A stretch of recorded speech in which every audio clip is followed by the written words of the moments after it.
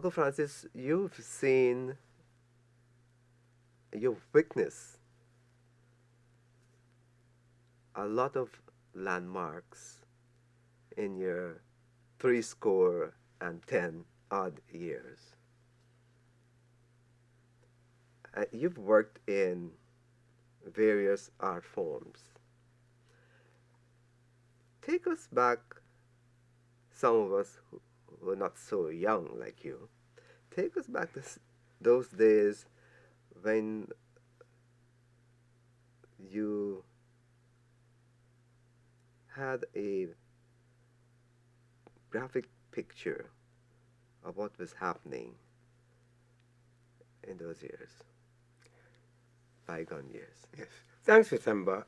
First of all, I'd like to say that there is a decreasing number of people like myself. And by this I mean folks who have been born before independence and who experienced a number of years of the colonial rule and the kind of culture during the colonial times. Because I was 27 years of age when Guyana became independent. So obviously, I would have seen the colonial days, pre-teens, teens, and young adult and adult.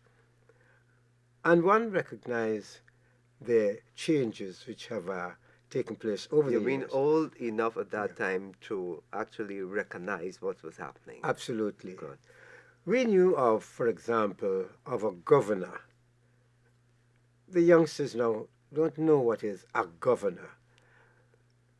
For a youngster who may not know at this time as we speak, a governor was generally an Englishman, a white man then, who came all the way from England and who administered the running of the country.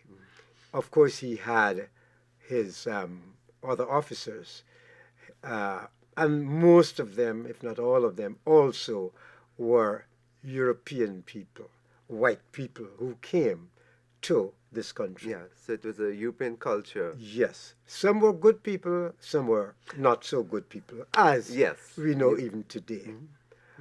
What we learned then, however, is really to look at the broader horizons. In other words, to look beyond Guyana, or one would want to say beyond British Guyana. Because British Guyana, being part of the British Commonwealth, we knew as children growing up that we were part of this huge empire, and we were told an empire on which the sun never set. So Britain had countries, you say, the empire which the sun never set, because from New Zealand in the east, easternmost, I think that would have been the easternmost province or colony at that time, and all the way across to Canada, there was always some part on which the sun was shining. But thanks for that explanation. Yes. So Guyana and Guyanese of that era were British citizens, and we were part of the British Empire. When it was the Queen's birthday or whatever special day, we sang songs like "Rule Britannia, Britannia rule the waves," you know, and that sort of patriotic song, until as we began to get closer to our independence. How did you, as a young man, how did you feel at that time? Well, one grew up knowing that this was the mother country. Yes, that there was the mother country, and that there was the governor. So singing these songs give you that pride in country. Pride in being British. Yeah. Right. Because when you say, I'm building this foundation, so when we make the transition later on, we'll see. Because a line from that song I just alluded to, it says, Britons never, never, never shall be slaves. Rule Britannia. But that British will never be slaves weren't referring to us in the colonies. It were referring to the Englishman, you know. And later on, I got to find out that although we talked about Britain, it was more England, because later we found out that Scotland and Wales and Ireland were like second cousins. And England, the Englishman, Yeah, they was were the top part of the of tier. Great Britain. Yes, Right. he was the top of the tier, the Englishman, who to some degree looked down on the Scottish, looked down on the Irish, looked down on the Welsh. And please But don't make the mistake of referring to yes, at that time we an didn't know the Englishman. difference, or we didn't particularly care. All we said is the white man, and he came down and he was automatically given the top jobs in the country, whether it be with the government or with a company like Booker's, for example, and Sandwich Parker, and Guyana was dubbed not just British Guyana, we used to refer to as BG, but we were also referred to as Booker's Guyana. Right. And so we grew up with that sort of thing. And Right. Against this political scope that you've given us, let's edge into the culture of the time. Right, the culture of what was happening then. I know you're leading up to, but let's move a bit faster to that because we need to come to our time. yes, God. one sang the songs of the Europeans and to some degree the Americans. In the meantime, however, there were some strong cultural developments which came back from the days of slavery and indentureship, because the Africans who were enslaved really prided themselves on thinking where their forebears came from, because you had the oral history, and even though it was illegal to play, for the Africans to play their drums or to generally sing their songs, The masquerade. yes, but things like the masquerade and all of that still survived. So we have to be very, very thankful and grateful, the African people, for keeping their culture going. Right. The Indians came, on the other hand, they were more encouraged because the Englishmen wanted the Indians to remain because here was a cheap labor force. The Africans were a cheap, well, before being paid, they were non-paid. They were enslaved, and so they were not paid. The Indians were paid, but, what kind of pay it was. But some of them were very astute and they saved up their money. When I did my radio show called the 80 Plus Club, I interviewed quite a number of East Indian immigrants. And I think that I might have the most recordings of East Indian immigrants. Wow. I think so. And I've got so many stories from the lips of East Indian immigrants. I don't think there are any left right now. You're talking about stories, Francis. And you just mentioned songs in passing. What about the books that you were reading then, before we move on? The books that one were reading were, for example, The Royal Reader. Well, the title alone. It was a series of books that you read in primary school.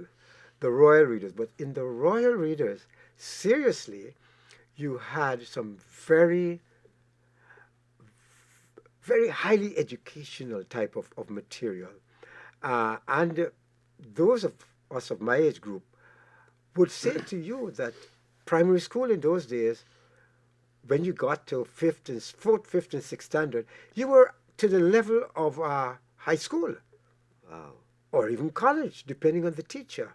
I mean, primary school education took us anywhere in the world, and we could conduct ourselves in a way that would earn us a good job, as it were. Or if we wanted to go into our own self-employment, business, or what have you.